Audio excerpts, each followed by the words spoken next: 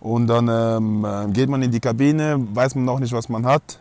Man unterstützt noch die Mannschaft sogar. Ich war wirklich da und habe noch ein bisschen das Spiel geschaut. Und danach habe ich dann entschieden, dass ich, bevor die Mannschaft jetzt in die Kabine reingeht und sieht, wie ich am Leiden bin, dass ich da raus will. Und dann, da war dann schnell auch ein Krankenhaus in der Nähe und dann bin ich da hingefahren.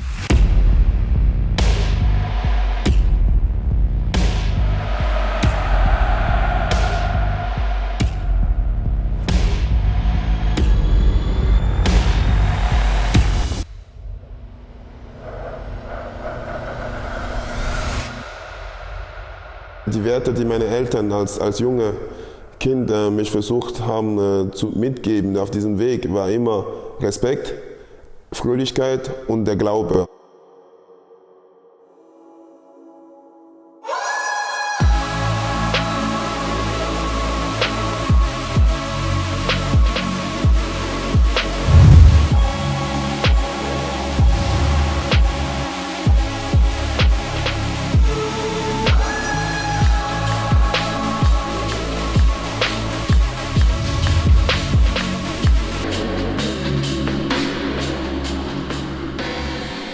In Fußball allgemein hat man sehr, sehr viel Druck. Man muss auch mit denen umgehen.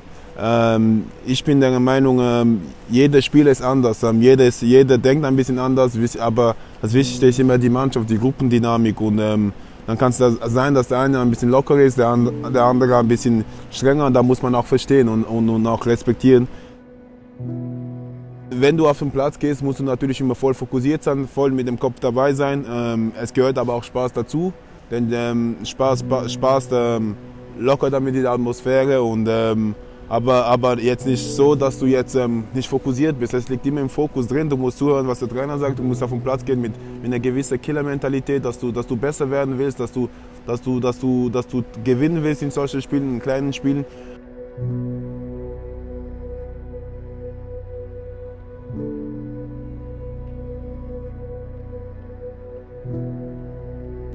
Klar, man weiß, solche Sachen vergisst man nicht. Also man hat das immer wieder im Kopf.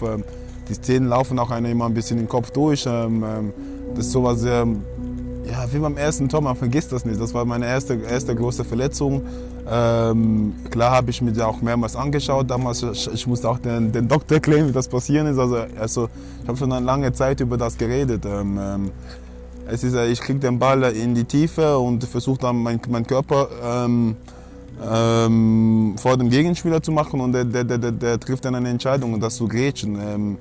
Ich hatte schon x solche Situationen, aber in dem Moment war es wahrscheinlich eine zu viel und dann kriege ich halt den Schlag, spüre da, dass etwas passiert ist, dachte natürlich nicht auf das Schlimmste, wollte dann aufstehen und dann merke ich halt nicht, oh, es geht nicht. Und dann kommen auch die Ärzte und dann gibt es eine kleine Diagnose, dann habe ich nochmal versucht aufzustehen.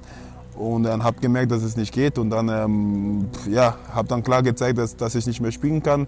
Aber trotzdem denkt man in dem Moment immer noch nicht auf das Schlimmste. Man denkt vielleicht, man hat sich jetzt einen Schlag bekommen, jetzt ist es momentan schmerzhaft, aber später wird es gehen. Und dann geht man in die Kabine, weiß man noch nicht, was man hat. Man unterstützt noch die Mannschaft sogar. Ich war wirklich da und habe noch ein bisschen das Spiel geschaut.